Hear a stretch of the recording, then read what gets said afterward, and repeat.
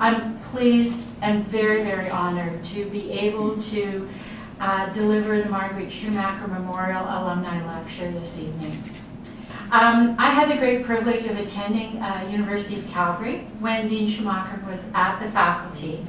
And as I was preparing this lecture, I went to see if there was any congruence between her career and my career. And so I went to the CNA history book, number one, because you can just find it online and flip the pages and look up stuff. And I found out that Dean Schumacher concluded her tenure of president of the Canadian Nurses Association in the year that I graduated from my diploma program at the Foothills Hospital School of Nursing. And prior to that, she was president of the Alberta Association of Registered Nurses that I had the privilege of being. And she was president of that group from 1963 to 1965. So another role that was similar for both of us, but in different decades. I knew Dean Schumacher personally, and I admired her tenacity and vision. And Dean Tapp mentioned that she was a dean in a faculty of nursing and a director of a school of nursing when not everybody was getting along. Like not now in nursing, like when everybody gets along. But there was a lot of angst about nursing education in that time. And I remember things about her that she never went low. She always went high. And she had tenacity, she had vision, she had grace. But she also knew about politics, and she knew how to get things done. And I would say that although the issues are slightly different in this day and time, she would say that the same attributes that she brought to her practice of nursing are things that we can learn from today. I also knew that in my experience with her, she was never confrontational, but she came knowing the facts. And she came knowing that timing was everything. And her vision was impeccable, her timing was impeccable. And she is known today, even by people who didn't know her personally, to have integrity and to have a pretty good sense of humor as well. I'm very proud to be an alumni of the University of Calgary, and many of my classmates. I was in the first post-RN program as well as the first master's in nursing program. And there is a strategy to that, because I figure if you're in the first of something, they have to pass you, because their success depends on you doing the program well. So, but I have, there are some challenges and some victories in being in the first class of different programs. But my experience as a student, an alumni, and an adjunct has reinforced many of the characteristics of leadership that I'm going to talk to you about today. And in my role as president of the Canadian Nursing Association, I've seen these leadership characteristics have influence in things that I've needed to get done or help get done in our province, our country, and our world. So tonight, I'm going to share with you some thoughts about leadership and about shepherds. And you're probably wondering, what the heck? She's totally gone off her rocker. She's now selling Mary Kay, and she has given us, we're going to do makeup because she's given us cotton balls. But I'm going to make an attempt at an object lesson. So I want you to hang on to those cotton balls, and you'll be taking them home with you, or throwing it in the garbage can as you go out onto the street. But I'm hoping that there will be a take-home for reflection about the cotton balls. Leadership. Talking and writing about leadership has become almost a national pastime and a big business in this day and age. And you only need to turn on CNN, MS, NBC, ABC, any news station right now, and there's a lesson in leadership. Comparisons about different styles of leadership are dominating the media and the kitchen table conversation. And in many ways, sometimes, in my perspective, I feel it's very unfortunate. It seems like almost everyone who may want to sell a book, if you can put leadership on the cover, or if you have an approach, an opinion, or a philosophy about leadership, people will want to talk about that. But I guess I'm here this evening to maybe disappoint you a little bit, because I'm going to tell you about things you already know.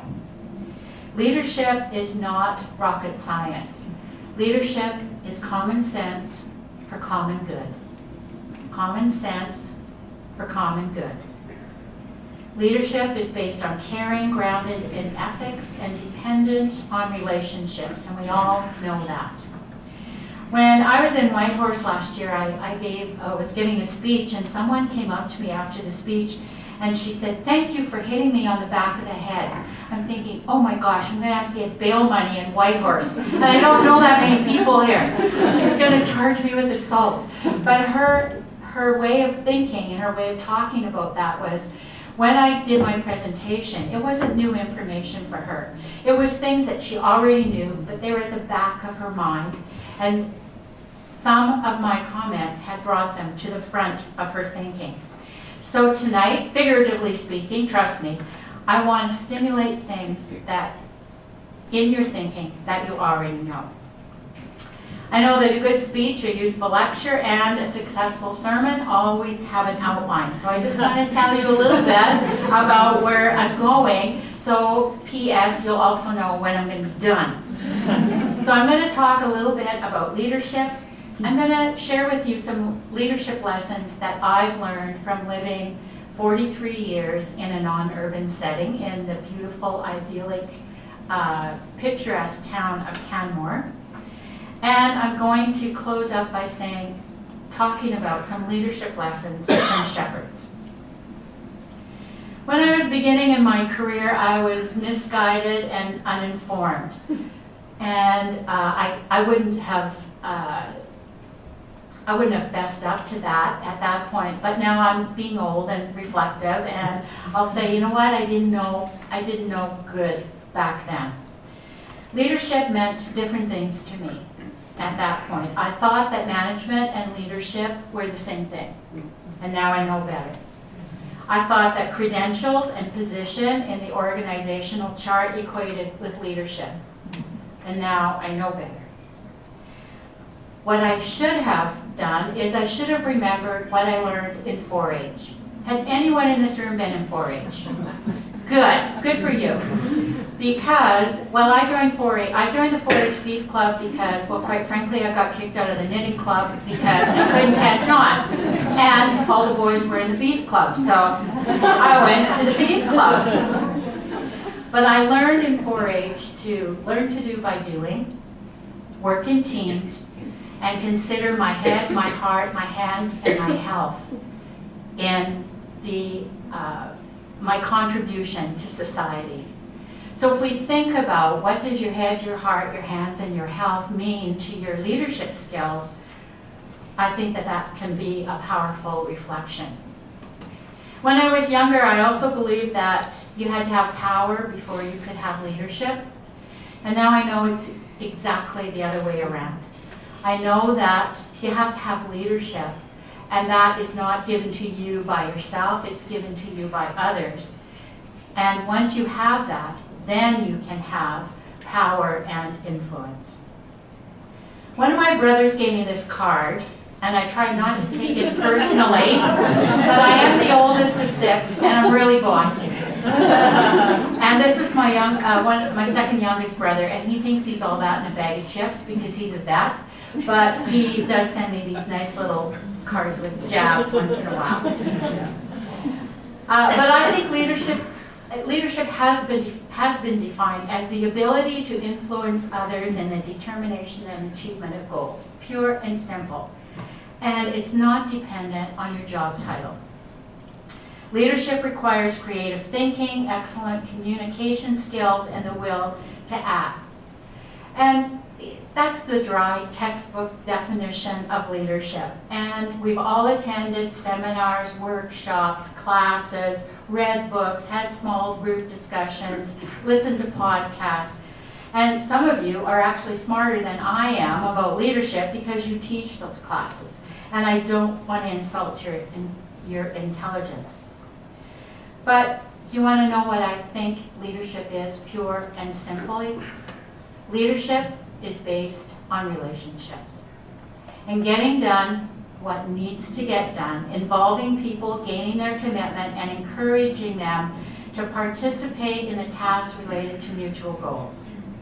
And leadership exists everywhere. It exists in the hockey rink, at the bedside, in the boardroom, in the community, in the classroom. Leadership can be at any level of the organization. And many times when people are looking for a leader, or they're looking for an organizer, or they're looking for someone to take them down the path in a project, they'll look to nurses.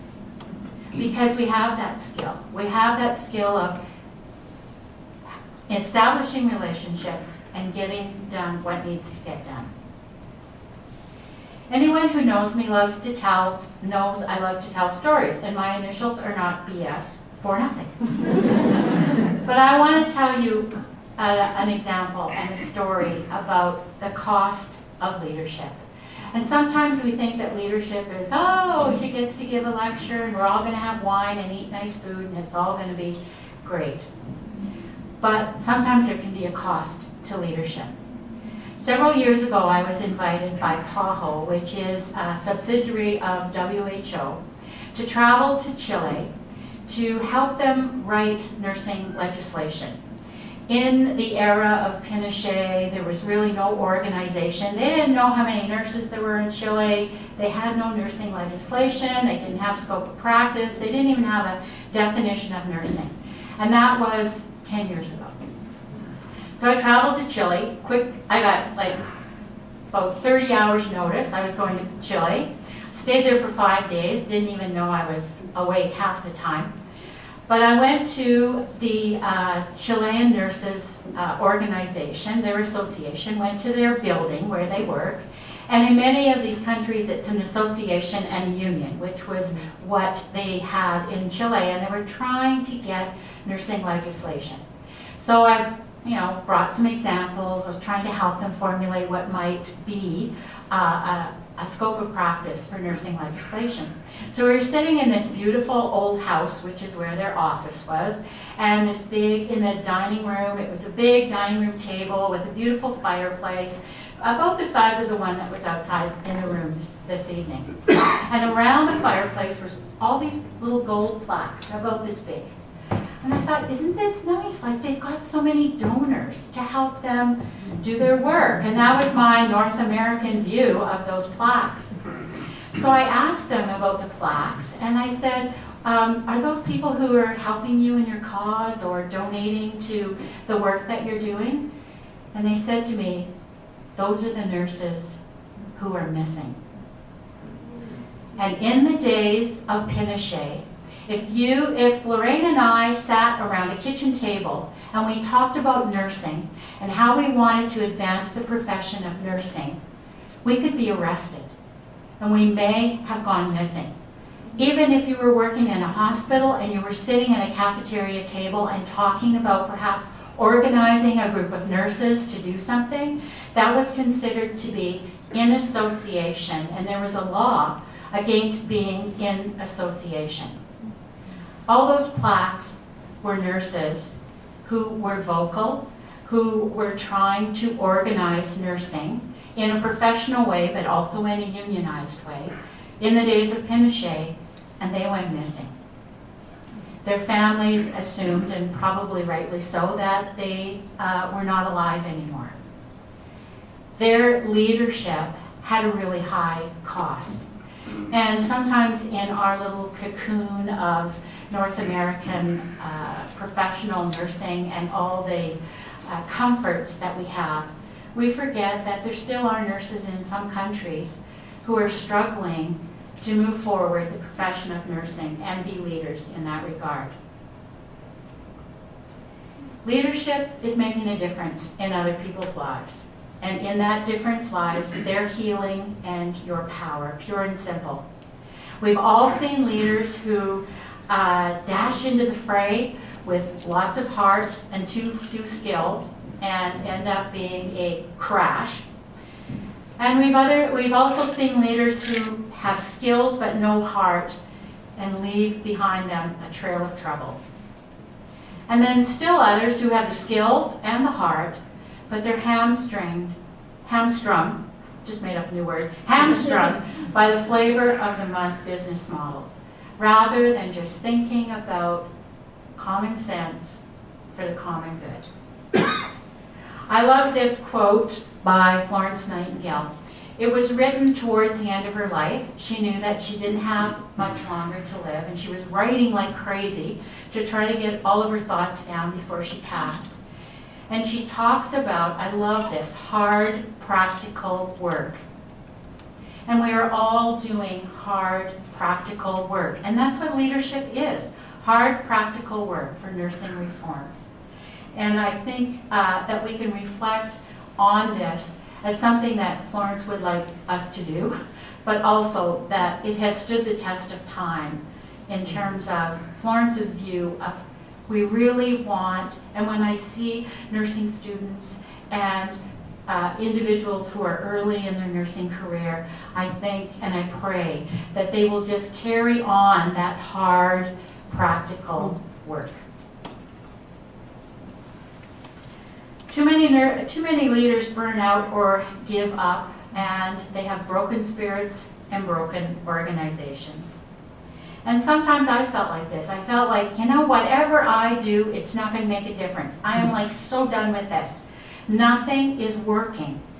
And I feel like I'm a plaything of other people's circumstances, and that I'm dancing to someone else's tune and I'm not moving it forward.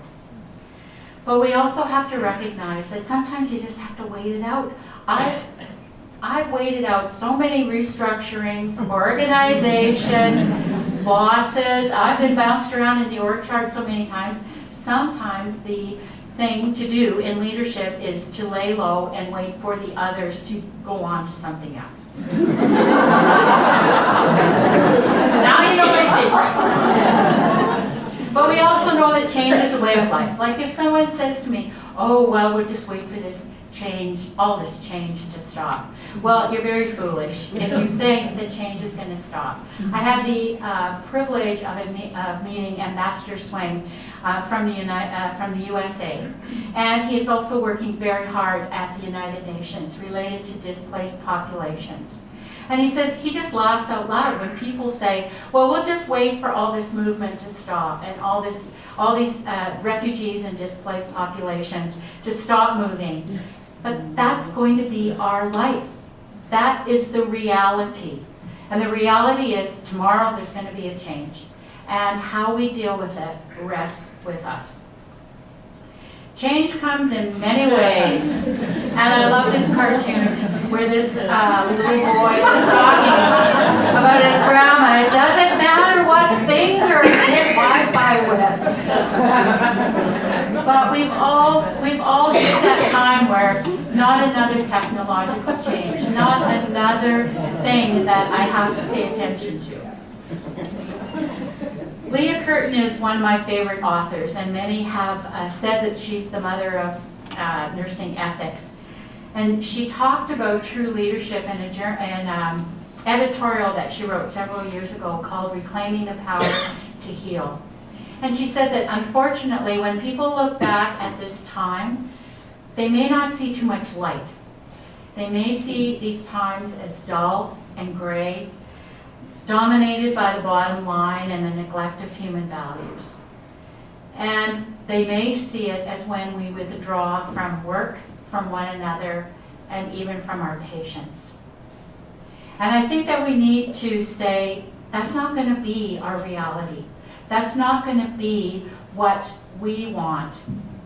And in recent years, I think it's become fashionable almost to, when people sit down and they start talking about work, it's fashionable to talk about how we've all suffered. It's almost like a competition for misery. I win, I'm the most miserable.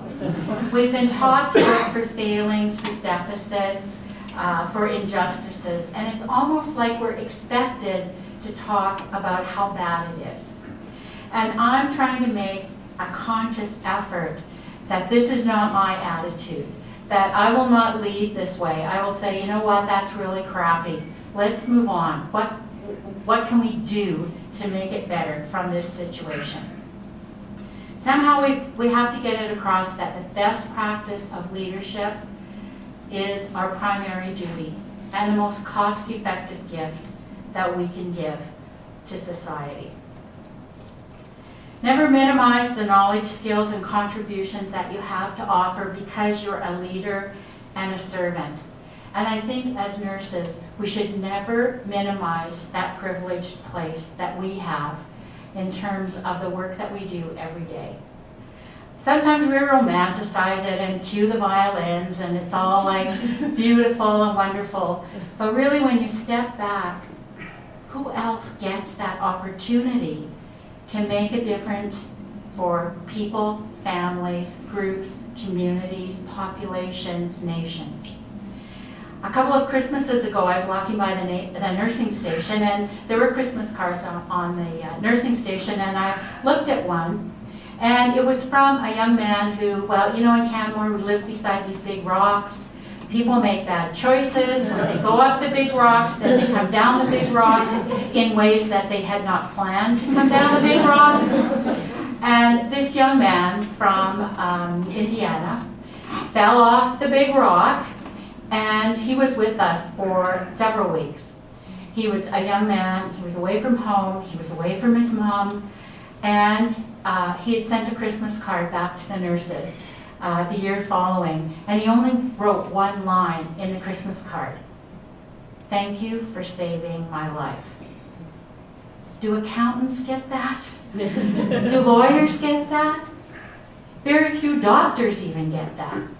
But we have that relationship where we can influence and use our leadership skills to change people's lives. And whether it's helping someone to toilet train their toddler, or referring someone to the dental clinic, or putting the pieces together for a home care client, that's leadership, and that's the work that we do. Leaders, and I would say all nurses, have the ability to be what Stephen Covey calls transition people. We have the ability to rewrite the script, to do things differently, and to be the link between the past and the future. And I love this line from Margaret Wheatley. And I like her writings because she talks about chaos theory, and somehow I just, align with that in some weird way. But she talks about leadership being the opportunity to create the future worth wanting. Isn't that cool? Create the future worth wanting. And we have the ability to do that. We don't have to grouse about what's wrong today. We can think about how do we want things to be and move forward that way. Leaders have the ability to look ahead and to have vision. And if you look at the Fowler's Dictionary definition of vision, it quotes a Bible proverb, actually, and says, "Where there is no vision, the people perish." And I like to think that if there is no vision, then leadership will perish as well.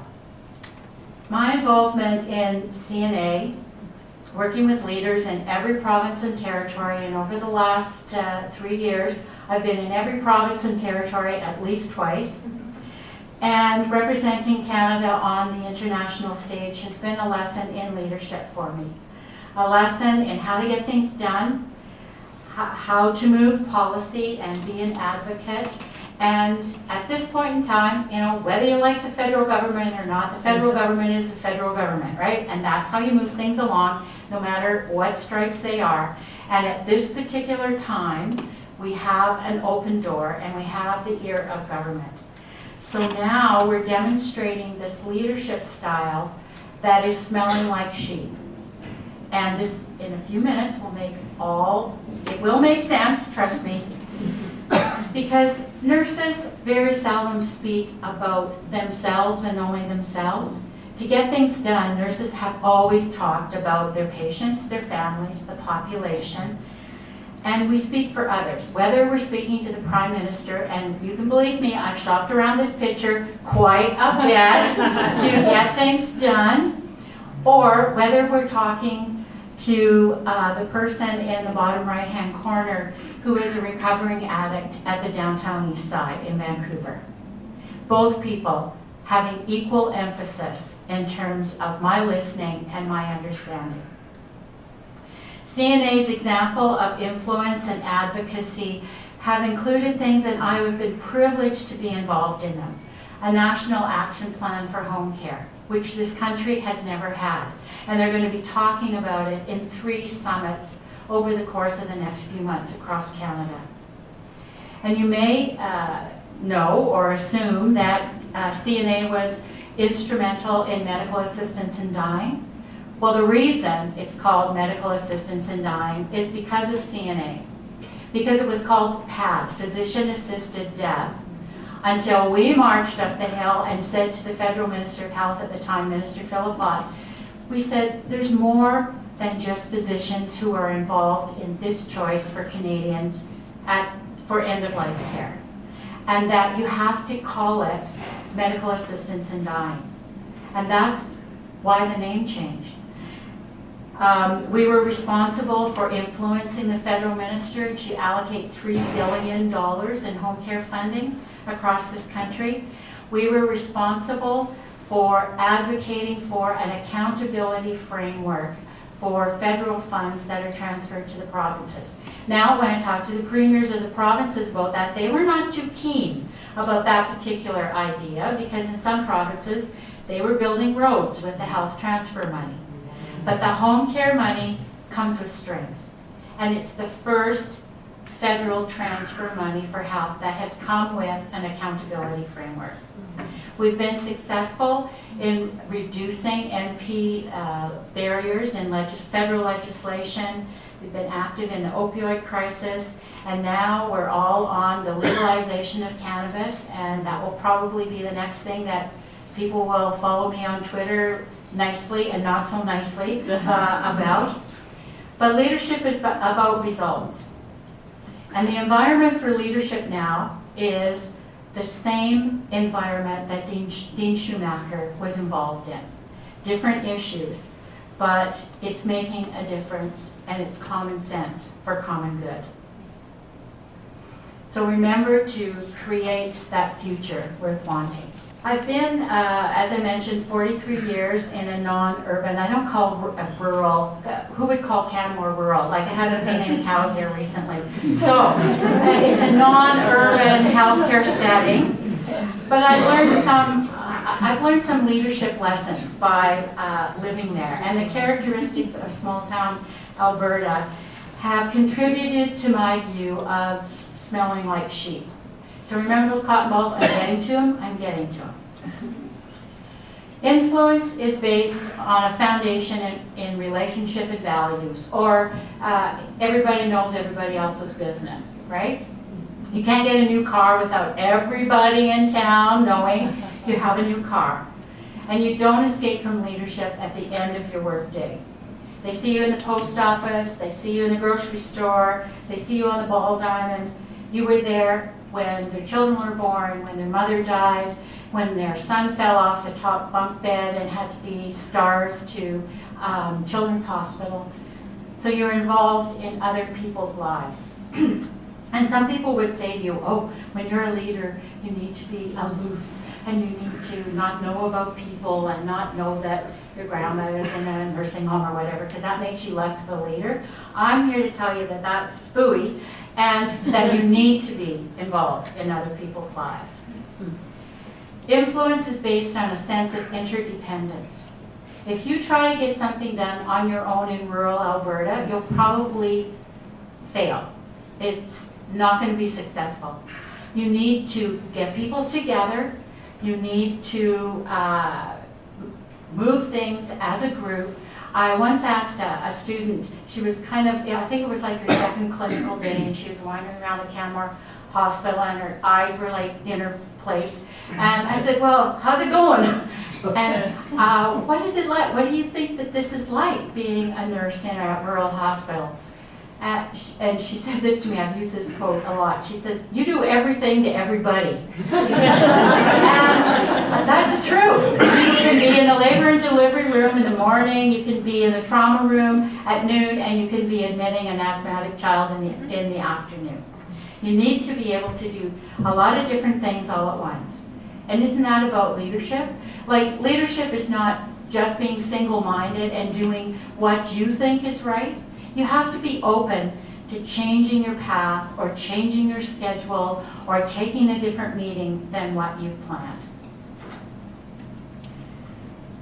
Influence is based on a sense of community and belonging. Whether you're at the hospital or the hockey game, you don't determine if you're a leader or not. It might say that on your fancy little AHS name tag or your U of C name tag. But leadership is a mantle that is given to you by others. True leadership is a mantle that is given to you by others based on their experience of you as a person and their expectations of you as a professional. Influence is based on responsiveness and peacefulness, which means that when you're in rural Alberta and you're kind of outside the urban area, you can fly under the radar, and if it's a good idea, you probably do it this afternoon, and if it works, then you might tell somebody. If it doesn't work, you just put it in the pile. Peacefulness is that sense of a job well done, and that your connection to the community. The best leaders that I know and the best leaders that I've worked with have always been people who you could relate to. You may not always like them all that much. You may not go for a beer with them on Friday afternoon, but you respect them as a person and you feel that respect coming back to you. Okay. Now we're going to get to that cotton ball. Sorry, I just can't see my slide. Sorry. There we go. Okay, I love this slide. It says, when I get my ducks in a row, I finally realize they're not my ducks at all. So I'd like to talk, just to close off, about leadership lessons learned from shepherds. Dr. Lynn Anderson has written a book about leadership in the 21st century, and the book's name is They Smell Like Sheep. And the book, actually, I read the book in preparation for a leadership position in my church. And if you think nursing politics are big, try church politics. That is why I'm not in a leadership position in church anymore. But the book reminded me of what a true leader should be. And as I read the book, I thought, yeah, I can use this at work. And I want to refine a model leadership, a shepherd model of leadership, the model of an old-fashioned shepherd. And in that model, the shepherd builds a relationship with the sheep. He feeds them, knows them by name, nurtures the young, bandages the wounded, cares for the weak, and protects them from harm. A shepherd smells like sheep. A shepherd doesn't drive the sheep, but leads them, and the shepherd doesn't have to be harsh with them because they hear his voice. Leadership is a state of being, not doing. Leadership, the first and most important choice that a leader makes is the choice to serve and to take a bit of yourself or a lot of yourself and give it to others. The shepherd metaphor may sound a bit strange in this cyber world of our daily experience, and we don't normally see these picturesque rural characters when we're driving down the Trans-Canada Highway or eating at the local McDonald's. But in past times, shepherds were as common to most people as telephones and supermarkets are to us. Almost anywhere in the world at that time, when you lifted your eyes up to the horizon, you may have seen a flock of sheep and shepherds. And this is still the situation in some Middle Eastern and South American countries today. The shepherd model revolves around the relationship between the shepherd and the flock, and it's not the figure of strong over weak or lords over servants. It's quite the contrary. The figure of a shepherd is one of love, service, and openness. Ancient shepherds lived in a pasture with their flocks, and that's why people didn't like them, because they stunk. Shepherds were not a highly regarded group of individuals because they were in the pasture with their sheep and they really, really smelled like sheep. And if you've ever been around sheep, you know that it's not Estee Lauder. It's the other end of the spectrum. So through a lifetime of shared experience, shepherds nurtured enduring trust relationships with their sheep. And what I'm saying to you is live among the sheep. Feed, water, and protect the sheep. Touch and talk to the sheep. Job shadow someone on a night shift. Shepherds smell like sheep.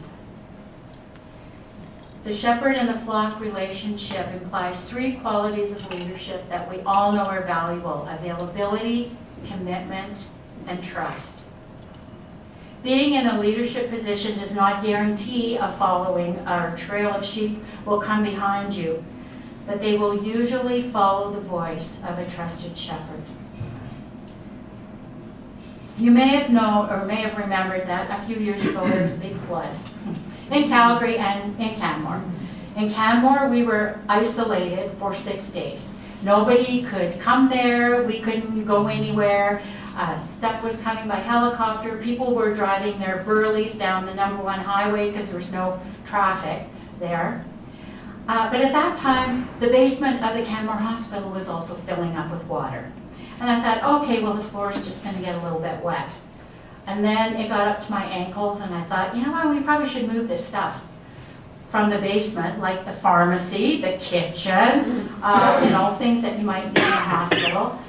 And we got things moved up, and by that time, the water was up to my knees. And we were pushing water down our elevator shafts. We took our elevators to the penthouse, and we were pushing water down our elevator shafts, which was kind of goofy in a way because we pushed it down the elevator shaft. It ended up being in the groundwater. It was just coming back in. But anyways, made us feel better. And people were starting to panic. Like, where are we going to get water? What do we do next? How are we going to feed the patients? So I looked at my assistant and I said, okay, we're going to have a meeting. And I said to her, you have to back me on this. Because I'm going to get a flip chart, I'm going to get some markers, I'm going to act like I know what I'm doing. Because I had absolutely no idea what I was going to do. But I was going to act like I did so that the sheep would have confidence in whatever path I was taking them down. So the first thing you ask is, okay, I've got the flip chart and markers here. I'd like you to tell me a little bit about where do you feel our priority issues are. So as soon as people started talking, okay, we have to get water, bottled water for the patients. We have to figure out a 6-day menu of cold food for the patients. And all of a sudden the ideas kept coming. People thought I was brilliant. Well, I was scared out of my wits.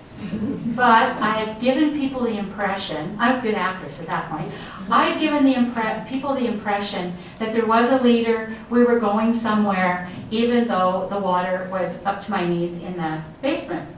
So sometimes when you don't know what you're doing, you can pretend what you know. You can pretend that you know what you're doing. The butcher only chases the sheep for a very mistreating type of a purpose that may not be beneficial for the sheep. Sheep follow the shepherd because of the trust and the relationship. And they know that the shepherd is in it for common sense, for the common good. There are some distorted types of leaders, and we've all seen these type. This is the hired hand. He only works for a paycheck, and I know you're all going through your heads knowing, I know one. I know one of these. Only works for a paycheck, cares nothing for the sheep, has no sense of ownership, and runs away when things get difficult. They're there for the power and the visibility, but when the real time crunch comes along, or the real consuming work comes along, they abandon the sheep and scatter. The cowboy, well, the difference is elementary, right? Cowboys lead, shepherds lead, and cowboys drive. And I know that because I was a cowboy for one summer, cowgirl, whatever. If you count being on a pinto pony, chasing cows around when you have your transistor radio tied to your saddle horn, then I guess I was a cowboy for a summer. But cowboys wear spurs, ride cutting horses, crack the whips, and cowboys force the herd to go their own way. So the relationship of a shepherd is leading. Shepherds lead, they don't rodeo. The sheriff is a close kin to the cowboy, and we all know these who brandish their badge and say, well, I'm the law, and I'm not going to take nothing from nobody, and this is how it's going to be. And many times the sheriff will resort to coercion. This slide makes me very sad because it's about lost sheep. And why do sheep get lost? Well, they don't pay attention, they forget to follow, and they're distracted by other enticements. But what do we do to people in healthcare who are lost, who get distracted, who don't pay attention? When the sheep get lost in healthcare, all of a sudden, we blame the sheep. We say, oh, it's your fault, you weren't listening. Didn't you get that email? Instead of saying, it's not the sheep's fault, but it might be poor leadership. Being a leader in a non-urban setting and getting things done as a shepherd is really no different than anywhere else. The context and the location might be different, but whether you're in Calgary or Canmore or in a hospital setting or showing up at the university on Monday morning, and whether you're Dean Schumacher or Barb Shellian, leadership is common sense for the common good and establishing a relationship with people. Leadership is influence. Leadership is making a difference. And the reason I gave you that cotton ball is I want you to think about sheep. And when I gave this talk, I used to give this talk, I'd say, well, take that cotton ball and put it in your day timer. Well, who the heck has a day timer anymore? So put it somewhere where you'll see it. Take it to the back of your iPhone, I don't know. But put it somewhere where you'll see it so that you can think about sheep and the shepherd's qualities of leadership. When you see that cotton ball and you ask yourself, do I smell like sheep today? Am I a shepherd in my work, on my board, in the community? Am I a servant to those I serve? Every moment and everything you do, you make a difference.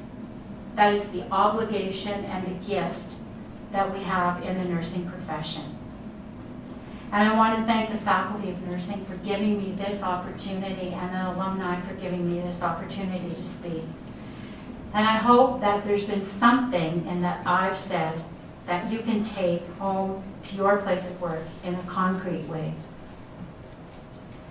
I love this quote from George Bernard Shaw. I am of the opinion that my life belongs to the community, and as long as I live, it's my privilege to do for it whatever I can.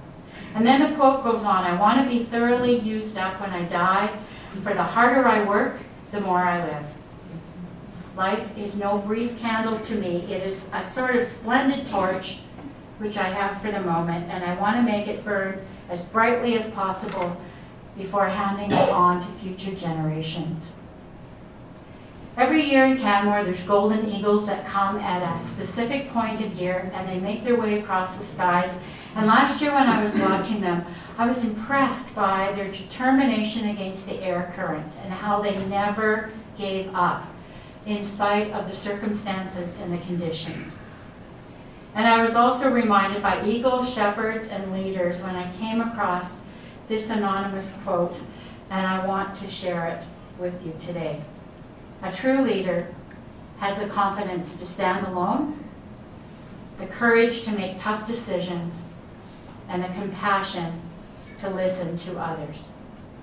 A true leader does not set out to become a leader, but is one because of the quality of their actions and the integrity of their intent. In the end, leaders are like eagles.